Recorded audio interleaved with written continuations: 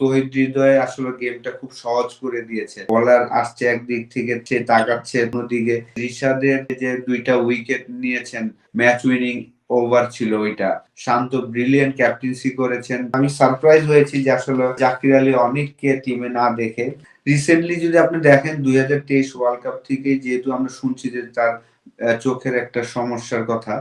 তো তারপর থেকেই কিন্তু তার ফাস্ট বোলারের এগেইনস্টে কিন্তু সে অতটা কমফোর্টেবল না। বিশেষ করে আপনি যদি দেখেন পাতিরানার বলে এশিয়া কাপে যে শ্রীলঙ্কাতে খেলেছেন, সেই সময় আমরা দেখেছি যে সে তার বলে কাট করতে গিয়ে, ভিতরের বল কাট করতে গিয়ে কট বিহাইন্ড হয়েছিলেন। ব্রিলিয়ান্ট একটা ক্যাচ নিয়েছিল। আ এবং আপনার ইন্ডিয়ার সাথেও প্র্যাকটিস ম্যাচে যদি দেখেন যে বাউন্সার। তো মনে হচ্ছে যে আসলে পেস বল, রিয়েল কুইক পেস বলে তার যে ভিশনের যে সমস্যাটা শুনছিলাম, সেই জায়গাটা দেখা যাচ্ছে।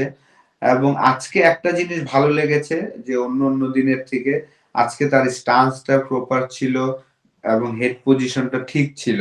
অন্য দিন তো আসলে মনে হচ্ছিল যে আসলে ক্লিয়ারলি বোঝা যেত যে তার আ স্টান্স বলেন, হেড পজিশন, বলার আসছে একদিক থেকে সে তাকাচ্ছে, তার ভিশন অন্যদিকে। এরকম বোঝা যেত যে তার একটা সমস্যা আছে। কিন্তু আজকে কিন্তু ওই জিনিসটা মনে হয়নি। আজকে আমরা আ যতটুকু সে ৮ টা ৯ টা বল খেলেছেন, আ মনে হয়েছে যে না, তার হেড পজিশন, তারপর স্টান্স সবকিছু প্রপার ছিল। আ কিন্তু রিয়েল ফাস্ট বোলার এগেইনস্ট এ স্ট্রাগল যে করছেন এটা বোঝা যাচ্ছে ডেফিনিটলি। ওই সিচুয়েশনে আসলে আ ওই শটটা ব্রিলিয়ান্ট ক্যাচ। আপনি যদি বলেন যে অসাধারণ ক্যাচ নিয়েছেন, এই টুর্নামেন্টের টপ 5 এর মধ্যে এই ক্যাচ ডেফিনিটলি থাকবে। চমৎকার একটা ক্যাচ নিয়েছেন। কিন্তু হ্যাঁ, সাকিবের মতন এত এক্সপেরিয়েন্স প্লেয়ার ডেফিনিটলি ক্যালকুলেশন করা উচিত ছিল যে এই ওভারের পরে হয়তোবা আ আরো ৩ টা ওভার ছিল। প্রয়োজন ছিল না এই ধরনের। আ হয় মারলে জোরে মারা উচিত ছিল, আদারওয়াইজ ছেড়ে দেওয়া উচিত ছিল। হাফ শট খেলে আসলে আউট হয়েছেন। টিমের জন্য একটা প্রেশারও হয়েছিল ডেফিনিটলি। আগেও বলছিলাম যে ২০১৩ সাল থেকে শুরু হয়েছে আসলে শ্রীলঙ্কার সাথে আমাদের। যখনই আমরা খেলি আমরা কিন্তু আ খুব ক্লোজ গেম হয়, ফাইট হয়। উইনিং সিচুয়েশন হয়, যেটা আগে হতো না। আ তো অবশ্যই ভালো লেগেছে। শ্রীলঙ্কান টিমটাও কিন্তু বেটার সাইড। তারা কিন্তু চমৎকার একটা স্টার্ট পেয়েছিল।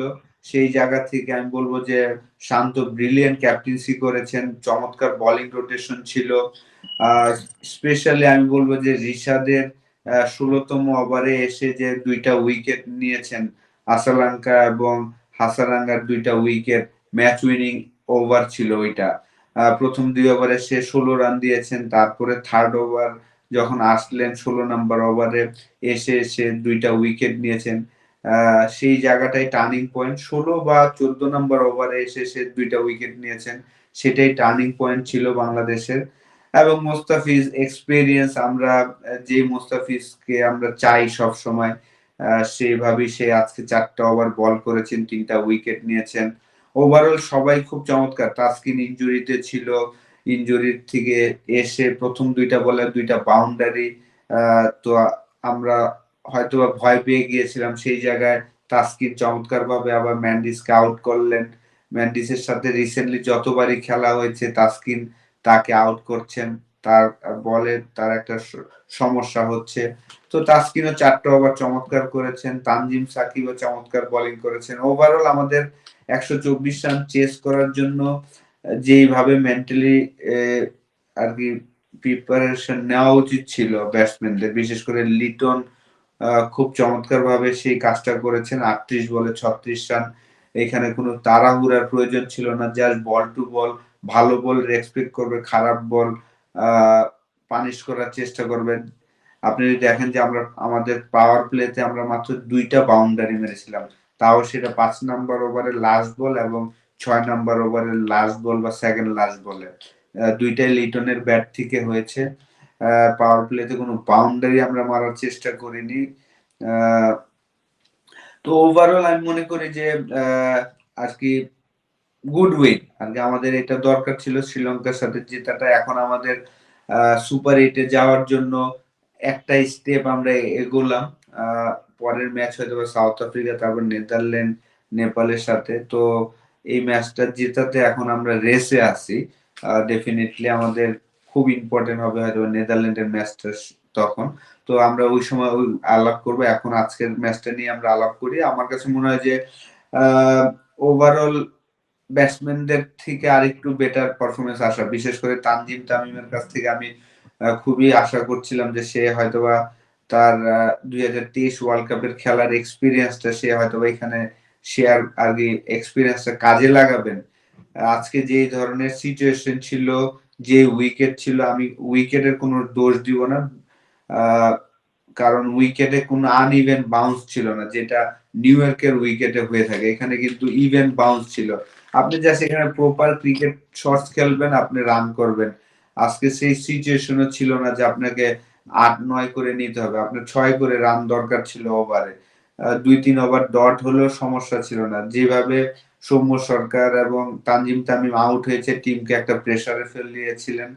তারপর শান্ত যেটা আউট হয়েছেন এটাও আমি একটু আনলাকি বলবো এই কারণে যে ওই আউটের আগের বলটা হয়তো একটা সিঙ্গেল আ নিলে যদি হয়তোবা লিটনের কাছে মনে হচ্ছে রিস্ক কিন্তু দৌড় দিলে হয়তোবা রান হতে পারত। ওই রানটা নিলে হয়তোবা শান্ত আবার আউট হতেন না। এটাই আসলে ক্রিকেট। আপনি যখন একটা রান হয় না আ তখন আবার আউট হয়ে যায়। আবার এদিক দিয়ে আমাদের ভাগ্যটাও সহায় হয়েছিল আজকে। আপনি যদি দেখেন যে তৌহিদ হৃদয় যে ১ম ২ টা বল খেলেছেন, ৩ টা বল খেলেছেন, একটা তো ওয়াইড ছিল। ১ম বলে যেটা সে রান নেওয়ার চেষ্টা করেছিলেন, ডাইরেক্ট থ্রো লাগলে আউট ছিল, রান আউট। যেটা ১ রান করেছেন সেটাও ডাইরেক্ট থ্রো লাগলে আউট ছিল। তো সেই জায়গায় ভাগ্য আমাদের সহায় ছিল এবং শেষের দিকে যদি দেখেন যে মাহমুদুল্লাহ যে সিঙ্গেলটা নিয়েছেন, আ উইনিং শট করেছেন সেটাও কিন্তু ডাইরেক্ট লাগলে আউট হতো। তো সেই জায়গায় ভাগ্যটা আমাদের সহায় ছিল। আ কিন্তু তৌহিদ হৃদয় আসলে গেমটা খুব সহজ করে দিয়েছে। ২০ বলে ৪০ রানের ইনিংসটা বিশেষ করে হাসান রানাকে কাউন্টার অ্যাটাক তাকে ২ ওভারের মধ্যে ৪ টা ৬ মেরেছেন। ওই জায়গায় কিন্তু গেমটা খুব সহজ করে দিয়েছেন বাকি ব্যাটসম্যানদের জন্য। তো মাহমুদুল্লাহ খুব চমৎকার কাম ছিল। এক্সপেরিয়েন্স দিয়ে খেলেছেন। আ আপনার যেভাবে সেকেন্ড লাস্ট ওভারে ১ম বল ফুল টস বলে যেটা ওভার বাউন্ডারি মেরেছেন, সেটাও আ আমি বলব যে এক্সপেরিয়েন্স এর জন্যই সে করতে পেরেছেন। তো ওভারঅল আসলে আ বাকি ব্যাটসম্যানদের কাছ থেকে আরেকটু বিশেষ করে সাকিবের যেভাবে ওই ওভারটাই কিন্তু লাস্ট ওভার ছিল। সাকিব এবং আমি বলব যে আপনার রিশাদ যে আউট হয়েছেন, রিশাদ আ রং সিচুয়েশন এ আর ওই সময় ওই ধরনের কোন শটস প্রয়োজন নাই।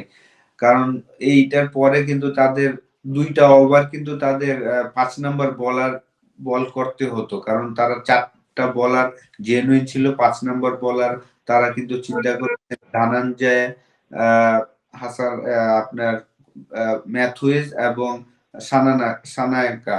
এই সানাকা। হ্যাঁ, সানাকা এই ৩ জনকে দিয়ে তারা ৪ টা ওভার করাবেন তাদের প্ল্যান ছিল।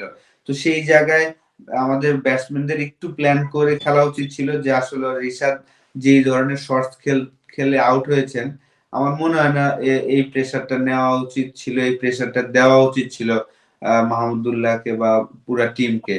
ওই ওভারটা যে সারভাইভ করলেই কিন্তু পরের ওভারটা সে লুজ বোলার পেতেন এবং ওই লুজ বোলারকে ইজিলি রানটা করতে পারতেন। তো ফিউচারে ডেফিনিটলি আমি আশা করব তারা খুব তাড়াতাড়ি এই জিনিসগুলা লার্ন করবে। আ কারণ এইটা ছোটখাটো মিস্টেকের কারণেই কিন্তু বড় কিছু মিস হওয়ার সম্ভাবনা ছিল। আজকে যদি আ ভাগ্য আমাদের সহায় না হতো তাহলে কিন্তু রেজাল্ট যদি নেগেটিভ হতো তখন কিন্তু আমরা রিশাদকেই দোষ দিতাম। কারণ ওই সময় ওই ধরনের শটস খেলার কোনো প্রয়োজনই ছিল না তার। ব্যাটসম্যানরা আ আরেকটু স্মার্ট। এটা তো আগেও বললাম যে আসলে আজকের কোনো তাড়া ছিল না। আপনার ৬ করে রান দরকার ছিল ওভারে। আপনি ১ ওভার ২ ওভার মেডেন হলেও কোনো সমস্যা ছিল না। এখানে আপনার জাস্ট দরকার ছিল উইকেট হাতে রাখা। যে জিনিসটা আসলে তানজিম তামিম রং শট একদম এত জোরে বল আপনি এইভাবে শট না খেলে জাস্ট ডিফেন্স করলেই কিন্তু এটা ৪ হয়ে যায়। হাফ ভলি বল ছিল। শান্ত যেটা আউট হয়েছেন এটাও ৪ এর বল ছিল। আ সৌম্য সরকারের বলটা তো আসলে কি বলবো যে এটা ও আসলে কি শট খেলতে চেয়েছে আমি ঠিক জানি না। নাথিং শট এবং এটা কোনো বলও এত ডিফিকাল্ট বল ছিল না। প্রথম বল সে ফেস করেছেন, সুইপ মারার চেষ্টা করেছেন, মিস করেছেন, সেকেন্ড বলে আউট হয়ে গিয়েছেন। আজকে একটা অপরচুনিটি ছিল সৌম্য সরকারের জন্য যে জাস্ট ইনিংস উইকেটে থাকবে, বাজে বল আসলে মারবে। অপরচুনিটি গুলো মিস করছেন। কারণ নেক্সট ম্যাচ আপনি যখন খেলবেন নিউ ইয়র্কের মাঠে, সেখানে কতটা ডিফিকাল্ট আমরা দেখছি যে একটা বল মাথার উপরে যায়, একটা বল হাঁটুর নিচে যায়। ওই উইকেটে আবার সাউথ আফ্রিকার ফাস্ট বোলাররাও আপনার সবাই 140 প্লাসে বল করে। ওদের এগেইনস্টে আপনাকে ডেফিনিটলি সম্মুখ খেলবেন এক ম্যাচ।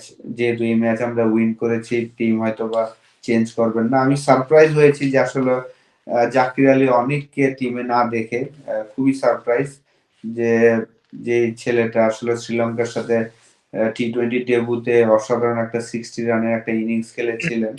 তাকে আজকে টিমে না দেখে আমি অবাকই হয়েছি। আসলে লাস্ট কয়েকটা প্র্যাকটিস ম্যাচই দেখা যাচ্ছিল, বিশেষ করে ইন্ডিয়ার সাথে প্র্যাকটিস ম্যাচে তাকে ব্যাটিংই দেয়নি। একদম ২ বল আগে নামানো হয়েছে। তখনই বোঝা যাচ্ছিল যে আসলে হাথুরা সিং এবং শান্তর প্ল্যানে হয়তোবা জাকির আলী অনেক প্রথম ম্যাচে নাই। এখন সেকেন্ড ম্যাচে আসলে থাকবেন কিনা আমি সিওর ঠিক জানি না।